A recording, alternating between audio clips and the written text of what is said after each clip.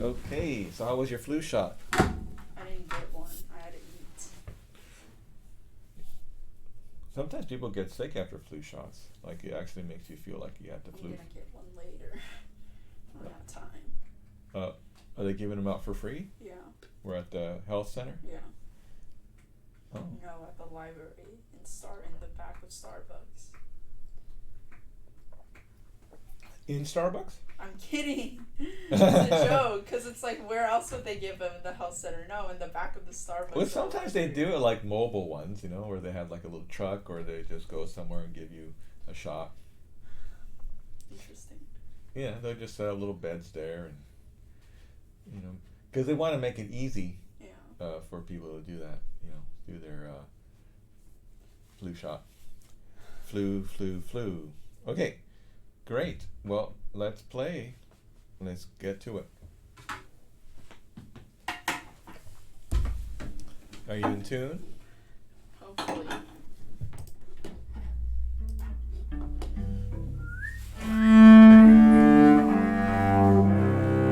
Good. So you're doing very well. You're ahead, and it's nice. I think it helped that we had a few lessons before you came here to kind of get used to it. Not now, but at the end of the lesson, I wanted to talk about the goals of my degree, because I feel like maybe it's just me thinking that everyone doesn't take me seriously, but I feel like not that you don't understand, that's really mean. That we don't have the same idea of where I want to go in 4 years. Just because I haven't communicated well enough. But maybe it's just me. Maybe it's just me thinking that everyone thinks I'm a joke. Who knows? Well, maybe I can't say that's wrong because I don't know what other people think. But my purpose is clear: is to make you play the cello as well as possible. The other things you do with your major, I can't help you with, unless you want me to tutor you in theory and music history. I'm happy to answer questions about that. Orchestra, I can help you if you have a question about the music. I'm very happy to help you. Of course, but my purpose is to make you play the cello really, really well, make you think about music in a higher level through repertoire that we work on, and then make you good enough to enter a master's degree in performance if you wish to. Now, if I can accomplish those things, I've done a great job. The other stuff, I don't know if I can help you with. I mean, I'm happy to give you advice. Well, it's not supposed to be a long conversation, so I would like to play a little at first. Yeah. So. But just to it's just, I think I put it. You can go on. But to be clear on my side, this is my purpose for everybody. Okay. Now, if you're say like, I want to be a competition winner, I want to play this, I want to play that, well, let's think about that. I mean, let's do it. But really, if I prepare you to be like a really great cellist and work on your weaknesses, accentuate your strengths, and at the end of 4 years you feel like you've accomplished all that, that's great. If your goal is to be an orchestra teacher, being a great player is going to enhance that, will make that reality a much better one. The people that are really great orchestra directors can play their instrument well, and of course, if you play the violin well, it's going to help you. If you play the cello well, it's going to help you. And here for our goals is you have a recital, so preparing you for the recital, preparing you for the barrier jury, and then preparing you for a lifetime of learning.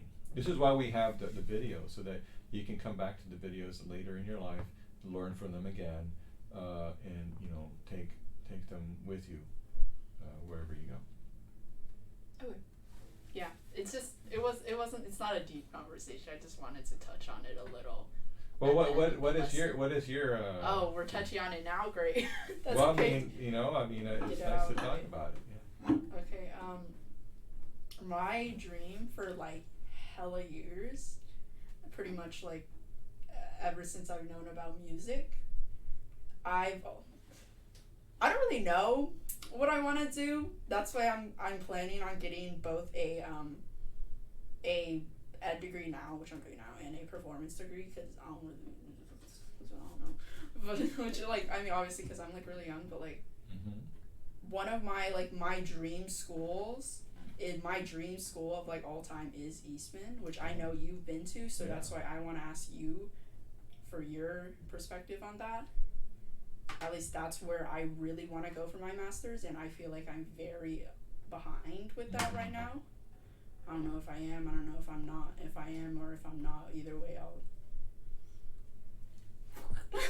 Well, those aspirations are very good. There are a couple of things to think about. One is, did you read that article that I sent from the Eastman professor? I did not have time. Because well, when you have time this week, read it because it's very revealing. One of the things he said was that a lot of kids show up playing music that's too hard for them, thinking, oh, I got to go to Eastman, so I got to play something really difficult. And then they come in playing that piece, and maybe they play for 2 years and they do pretty well, but they come in with problems, meaning that maybe they're too tight. Yeah, that's me. They play well, but they may play out of tune and inconsistently. And they could play that piece, but they can't play other pieces. There are holes in their repertoire. So it's like a one-trick pony where they could play one thing, but not a whole bunch of pieces in variety of styles. So he works with them playing slowly, playing scales, playing technique, and it's a constant battle for teachers at any level in universities. But now, if you work through these things with me, in the first year especially, the second year is much easier, and of course the third year is almost like automatic. By the time you get to your fourth year, you're pretty much ready to enter a performance degree for a master's.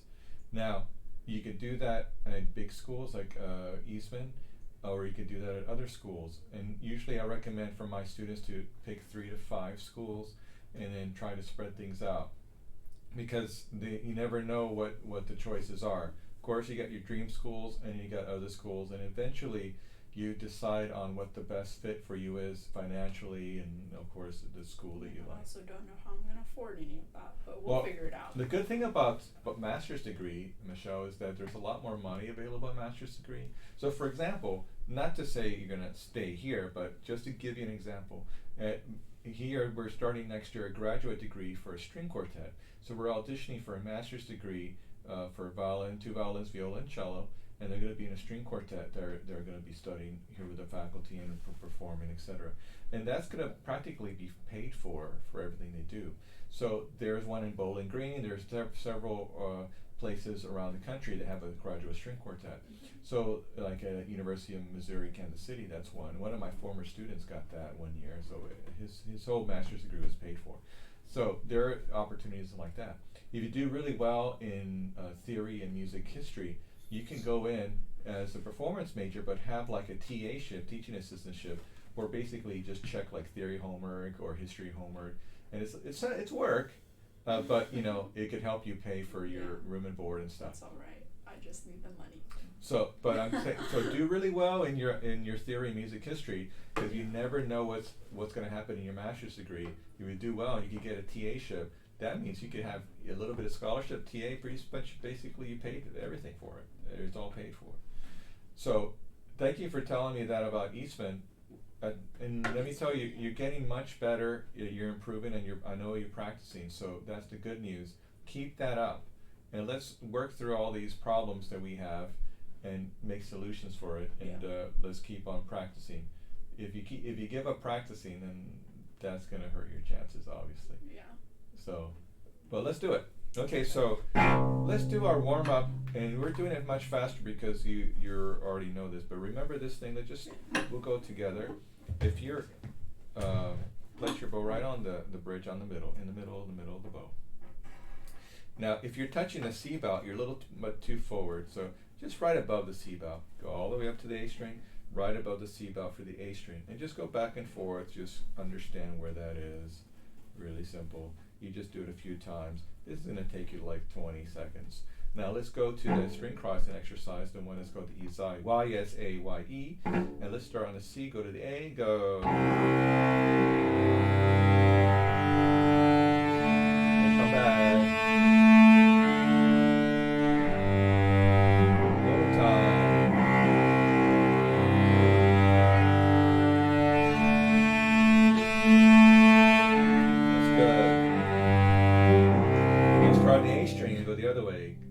at the frog. Go. That's good. One last time.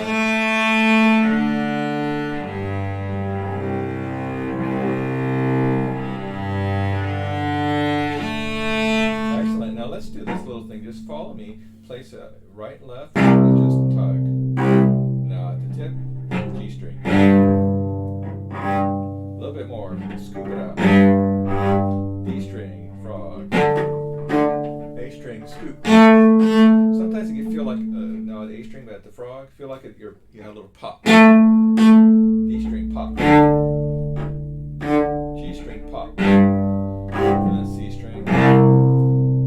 Good. Now let's get those pieces, the handout I gave you on last Thursday. Oh my god, I'm so stupid. I left it. Where'd you leave it? In my door. Oh, I have it here. I just realized. We could work on through it from the original.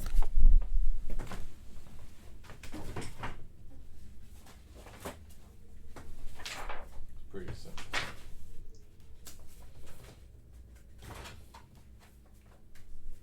Where is it? Come on. Okay, start right here. We're gonna just pick a few. Ready? Same thing. You want to tug at it and then move. And C. And maybe a little bit more. Just sing it a little bit more.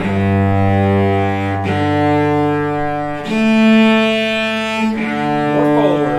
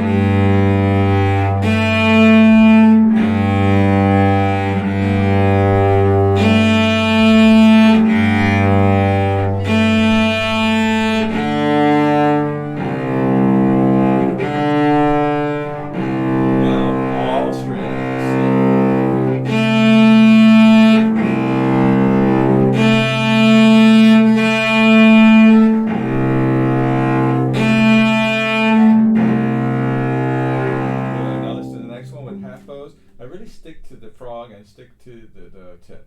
One, go. Round the frog, frog. Already tip. Lots of forearm.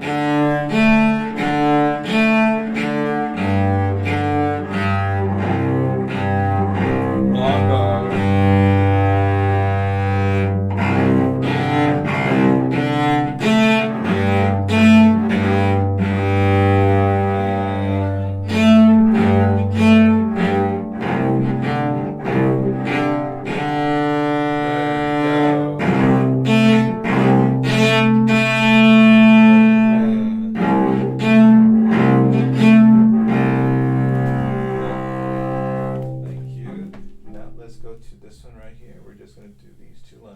We don't have to do everything that's written here, but it's a good idea just to choose like 3 or 4 things and work on it and warm up. It takes you, including the thing we did on the bridge and the string crossing, it'll take us 10 minutes to warm up.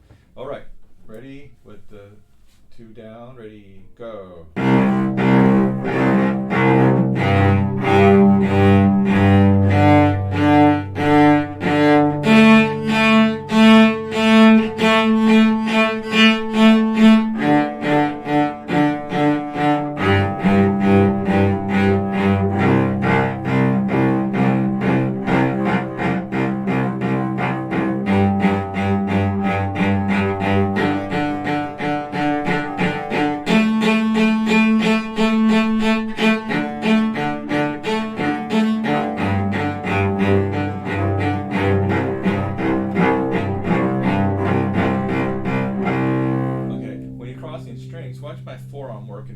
more. My elbow doesn't dip as much, or my upper arm doesn't dip.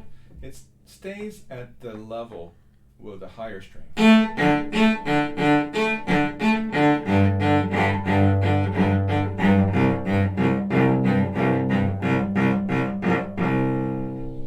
you try that where across the strings? From the A string, is it down bow? Ready? Try down bow. Ready? Go. 4 R.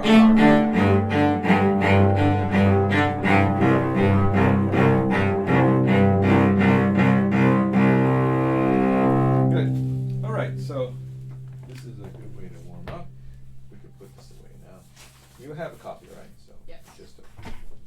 So now, I've been working on also developing an idea for harmonics and how we can play harmonics. I think I taught you this before, but let's go to the first position and just follow really closely. You just play those. It's just in 4/3, 2. Too far. There it is. Now keep your second finger there. Oops. Too far. There it is. Keep it there. Now put your fourth finger on the G string. Fourth finger. Yeah, the same note. Now put your second finger on the G string and play that one. Now keep it there and put your first finger back on the C string. Stretch. Now play it against the second finger on the G string. Play it back to back. There it is. Oops. In the middle somewhere. In the middle. There it is. Those. Now freeze, don't move. Now fourth finger on the D string. Stretch it a little bit. Play that one. Now play back to back to back. Oops. Oh my god. Stretch. The other way. There it is. Too far. There it is. Okay, so what are these harmonics for? Well, a couple of things. One, to give you a pretty good approximation of where your fingers should be in the first position. Next, they help us with our tone, because notice how it's hard to make them speak. So when we play with regular bowing, what happens? If we play near the bridge, it's going to be really scratchy, right? Say, for example, if I play this, if I put a lot of weight, it'll be really scratchy. But we can be fooled into thinking that's a good sound once we get used to that scratch. It's not a good sound. It's just harsh. If I play with a harmonic and play with that same weight, guess what happens? A lot of noise comes out. So it's very revealing what happens with a harmonic. So we have to have a good bow speed, good weight, good position. Like that. When we convert that into a stop note,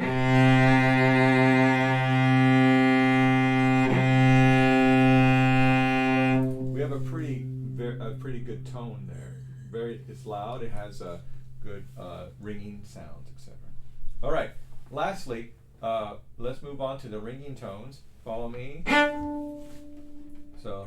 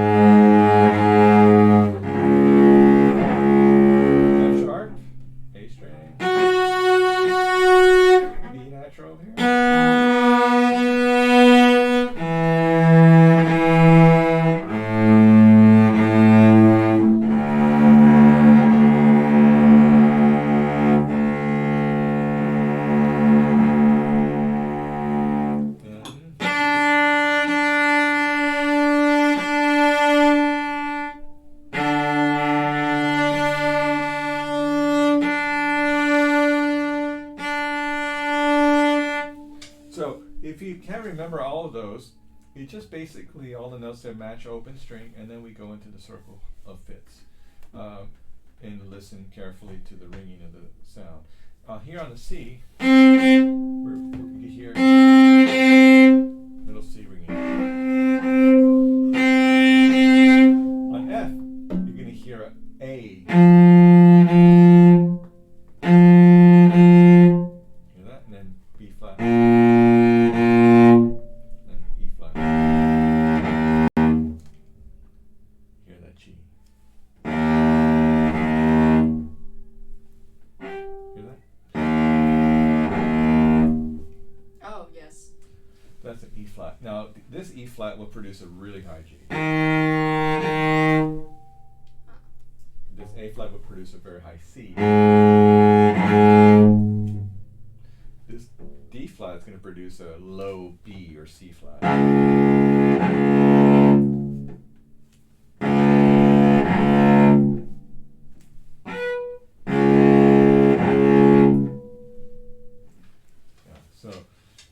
It's very interesting to hear these sounds. Okay, so now at this point we play a scale. Let's play G major, please. With two slurs. 1, 2, ready, and. Okay, start this way. Ready, go.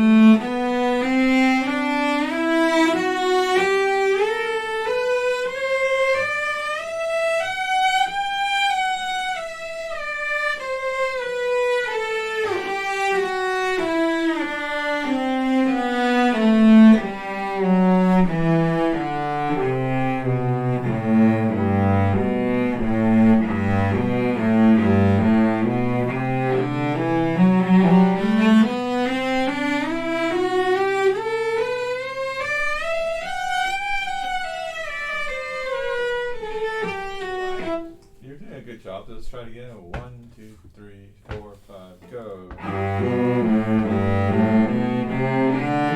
Again, so 6. 1, 2, 3, 4, 5, go.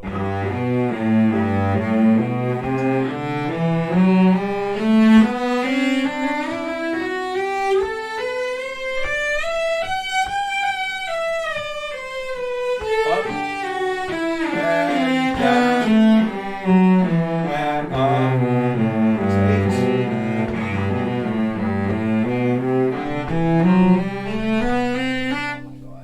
Right, so here's a positive. You could play them at 2, but when you get up to 3, 4, 5, 6, and 8, you start to get a little confused.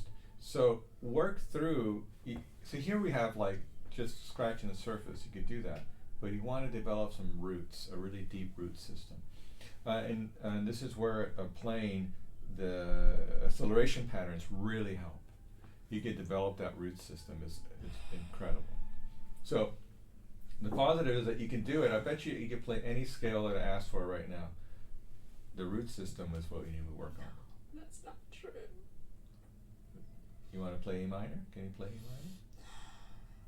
No, probably not. You want to try? Well, we want Try. yeah, a melodic minor. Jesus Christ. Okay.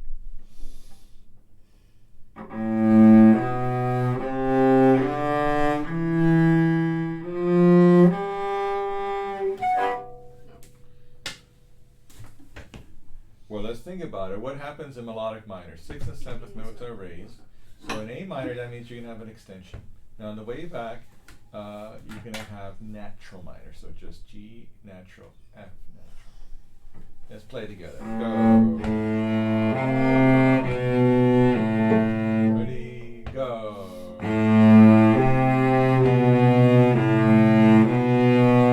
Now extend.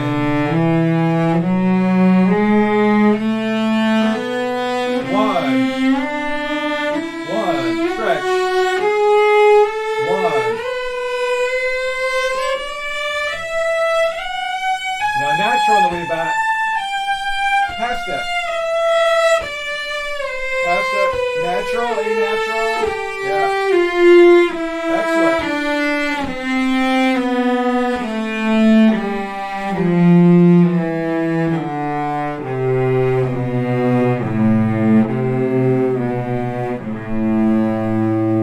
Now, Michelle, right there, that's totally passing a barrier jury test where if they ask for A minor and you played it that well, no problems. So that's the minimum. I'm trying to make you guys play with much deeper roots. Why is that? Well, people get nervous, and if they have a really shallow root system and they're playing, that's where they get in trouble. So I want to make you tough, have good roots, and then if you do get nervous, it's not going to mess you up. I mean, maybe you get a scratchy note, maybe you miss one note, but you don't fall apart. Okay. Now, that's my purpose, to make you guys do that. Now, very good though. You did it. You did A minor. You know how to do it. I want you to put yourself to the test in ways that can help you get better. So how do you do that? Well, you can record yourself. You can listen to it. You play with a metronome. Whenever you have a chance, play it for someone that you feel you can play for, like Keely. Just like, okay, listen to this, and you play it, and you know. Can't play in front of anyone without feeling scared. It literally doesn't matter who it is. Well, I think you should try in front of someone like Keely. She's very sweet. She wouldn't say anything to hurt you. She understands you. She's not gonna say something that on purpose make you feel bad. So this will be a good test for you to start doing it. I would ask you to just put yourself out there. It's kind of like, say right now for performing, it's like your peanut allergy. It's like it affects you. You know what I mean? So what you have to do is expose yourself to it by That's not how a peanut allergy works. You die. Exposed to peanut. Let me tell you. Well, that made me feel better because that was the dumbest thing I've ever heard you say. Well, perhaps. No offense. Perhaps, but look it up. There is a way, a strategy that, and one of my, I have to tell you the truth. One of my students, he was born with a peanut allergy. You know what his mom did? Under the supervision of a doctor, they put almost like micro dust portions of peanuts on some of his food, and he got built an immunity to it, and he doesn't have the problem. Interesting. There is a method of that. Okay. I'm not making this up. Okay. No, I trust you. It's just really funny. Well, I'm glad you're not crying and you're laughing. No, I'm still crying. I'm just doing both at the same time. But this is what you need to do, and because one of these days, soon, you're going to be in a jury in December, and you're going to have to play one scale. You're going to play two pieces, and that's a little bit of pressure. But it's more, in those cases, there's more like a solo and ensemble event, just friendly. But of course, you have test, which is the barrier jury. And I just want you to toughen up the best way you can before that. Otherwise, we don't want to have conversation in December, like, I can't do it, I can't do it, I can't do it. Well, I want to just give you fair warning to help you understand how to prepare in your own way. One of the things you could do, of course, you could play in studio class, but before you do that, you should play for like Keely and a couple of people like that, where you just like, okay, you know who's another person you could talk to is Mackenzie. She's very friendly, and she won't say anything like that's going to offend you. She understands. Okay, just do these little things. You don't have to do one every day. Like one this next week, one next week, just like little by little. Okay, let's hear your. So, just to review. I'm sorry, that cracks me up. Yeah, well, I'm glad. I mean, I get it. No, I get it. It's I'm sorry. Okay. I'm glad I entertained you. So remember what we did. And all this could go very quickly because we're talking through. So we did the thing with the bow on the bridge and just finding the angle. We played crossing strings, very simple. That's going to take like 2 minutes. Then we did the open string exercises. That takes no time at all. So maybe all that together is going to be 10 minutes. Then we did the harmonics. Then we did the ringing tones. That's going to be another 5 minutes. So it's 50 minutes. Then you did your scale. And I would suggest you work a little bit more on the scales, let's say like 15 or 30 minutes. By that time's over, it's already been 45 minutes, maybe an hour if you go slow. Now you can work on your repertoire. You're going to feel so warmed up and like ready to go because you're going to have played in tune. You would have already worked through some scales. Here's the thing you could do for progress, because people like to see charts of their progress. Like if you're losing weight, you see like, oh, I'm starting here, and I'm like, oh, over a month I've gone all the way down to here. By seeing the progress, it's helpful. Same thing when you're raising money. You can see like how much money you have left. The thing is, if you could chart, like say you have all your scales on a little chart here, and then over here is like the kind of boxes where you check off like, okay, I memorized it with 2 slurred, I've done it 3 slurred, 4 slurred, and just check them off until you can reach it. You can also do by beats per minute. So you say I could do it at 42 beats per minute, I could do it at 50. What's good about that is that you can chart your progress. So if you feel like you're falling behind with a chart like that, you can say, look, whoa, I'm actually much better. Sometimes it's hard to see that. It's hard to feel that, but if you see it, it feels better. Okay, let's do your popper. That's not that great either. Well, I feel like that gets old because I say that about everything. So I recognize my mistakes.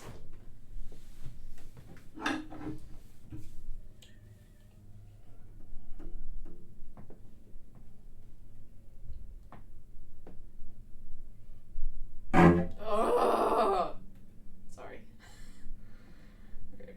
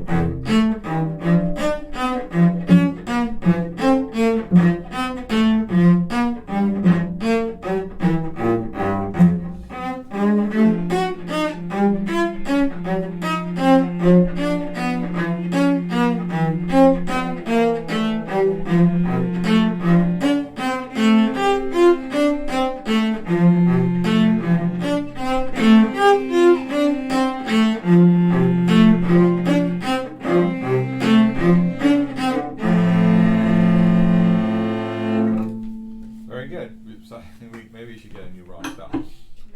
Good work. I want you to start on number 3. Oh, okay. This one, I want you to keep working on it, but because it's because you already learned it. It still can improve, but I want you to start on number 3. I think you're ready to go on to that one and work with them in tandem. With what? We keep working on number 11, but Oh. you're learning number 3. Okay. So number 11 is good because you can play through. You can focus on certain areas.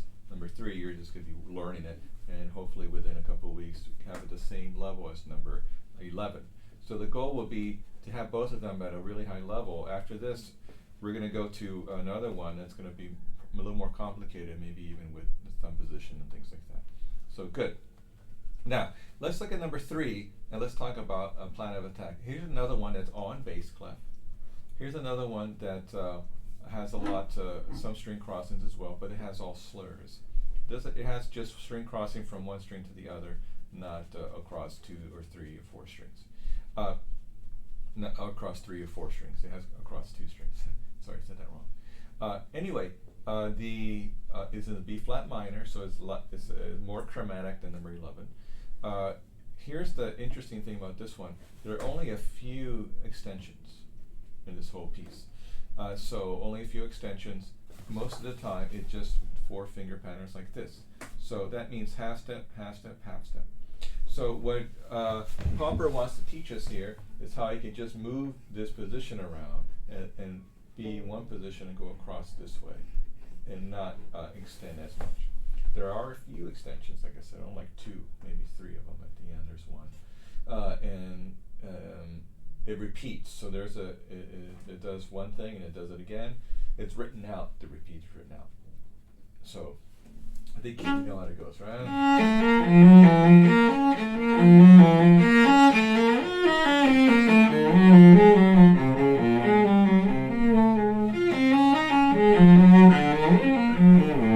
Here's the extension.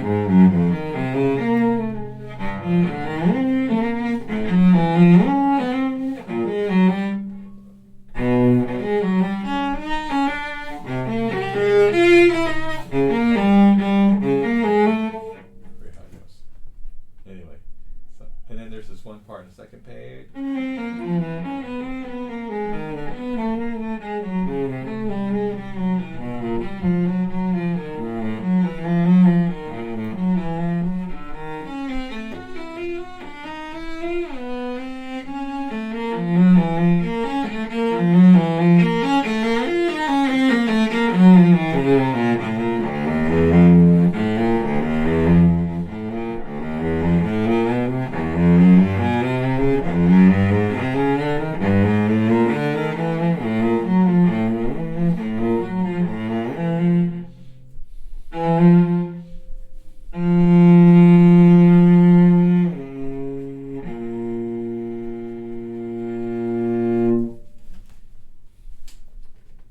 Now, can you give me an idea of how you can practice this?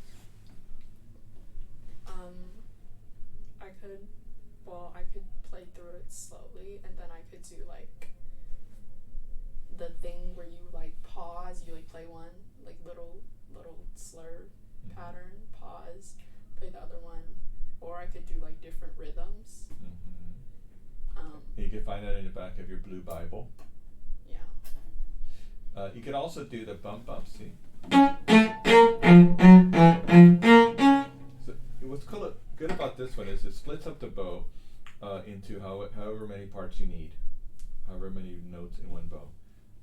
Also, you can play as slow as you like. Watch, see?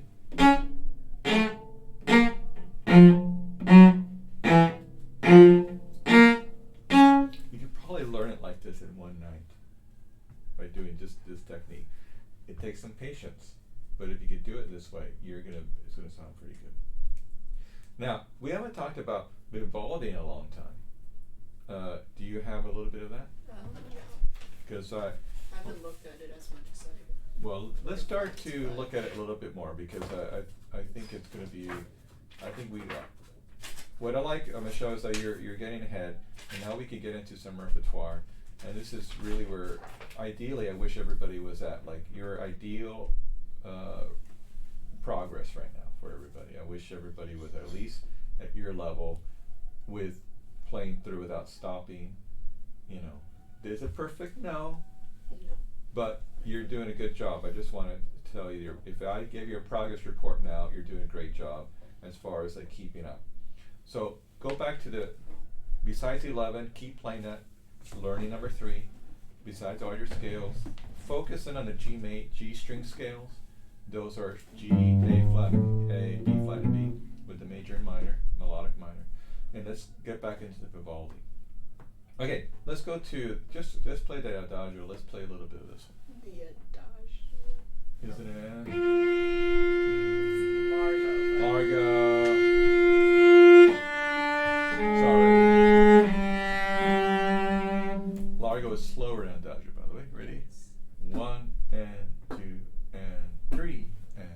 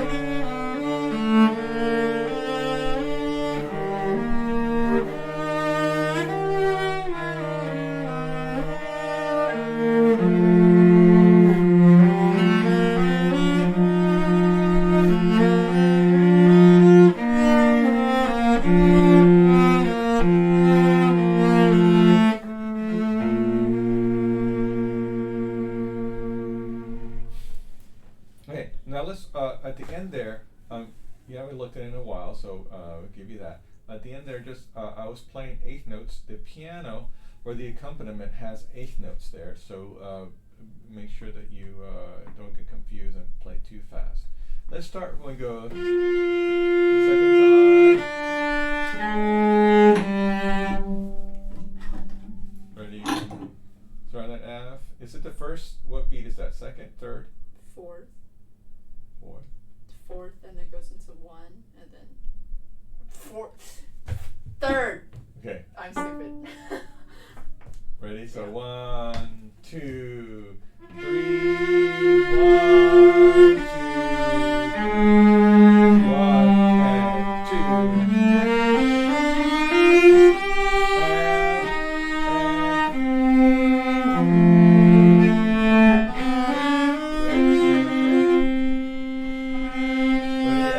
Right there and go.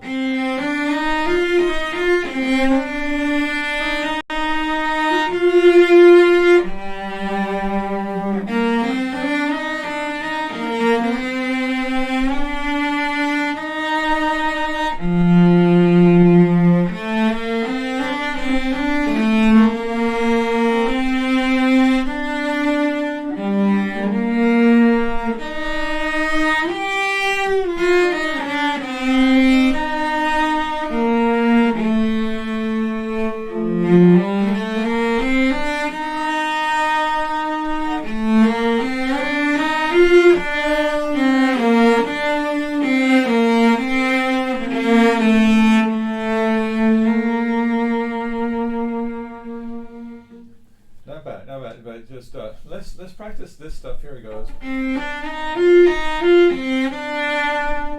right. See that first time he does that?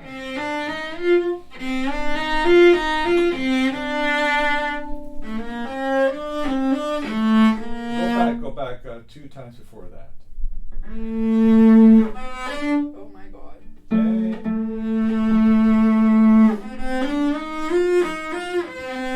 Okay, now let's just practice those 16, see? Make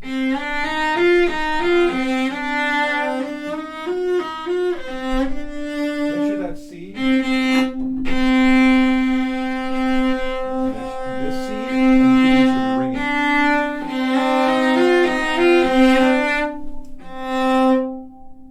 Up bow, sorry, up bow, and go.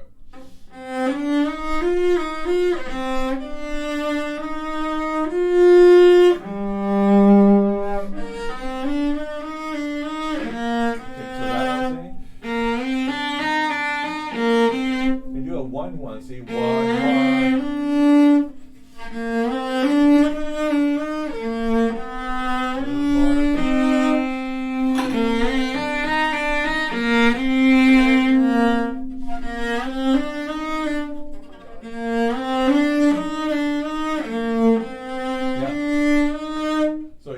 When you're practicing, you can separate the bows, it's fine.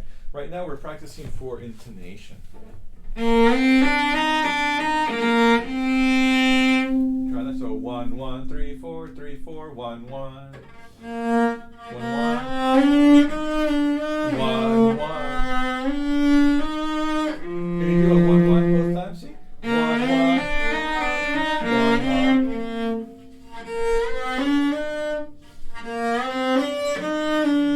1, 1.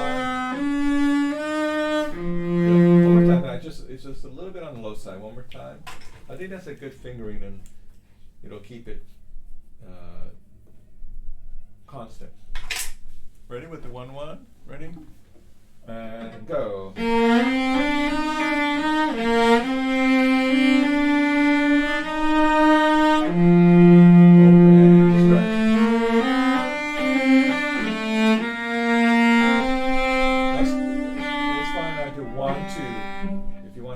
It's fine, but 1, 2.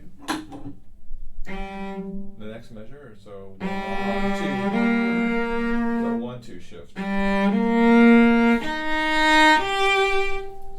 let's stand.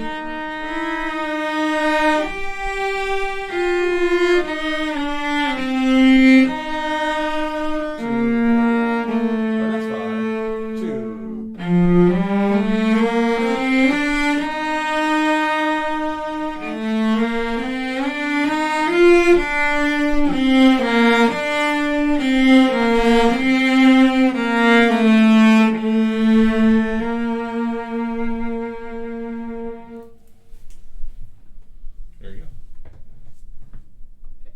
Not bad. Okay, so good work. What we're going to do next time, I want you to look at number 3, learn it, keep practicing number 11, keep focusing on ringing tones, you're doing a much better job. Now, just make sure these notes especially are in it, because we have some areas there where you could be a lot more in tune. So, for example, what's that spot that goes?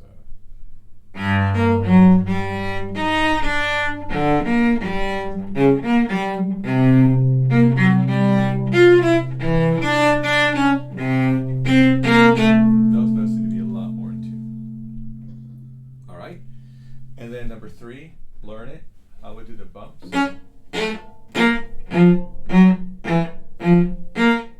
you want to get a little more grip on the string, try 2 or 3 or even 4.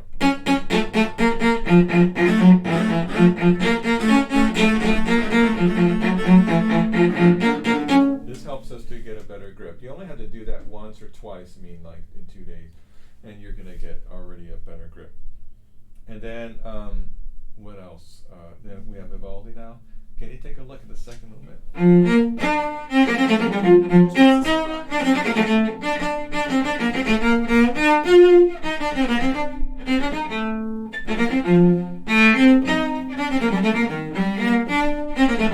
Is it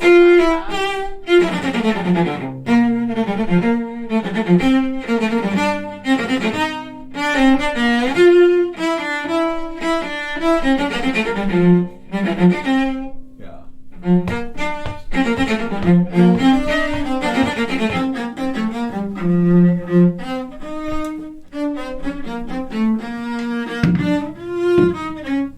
Well, you have to do it that fast.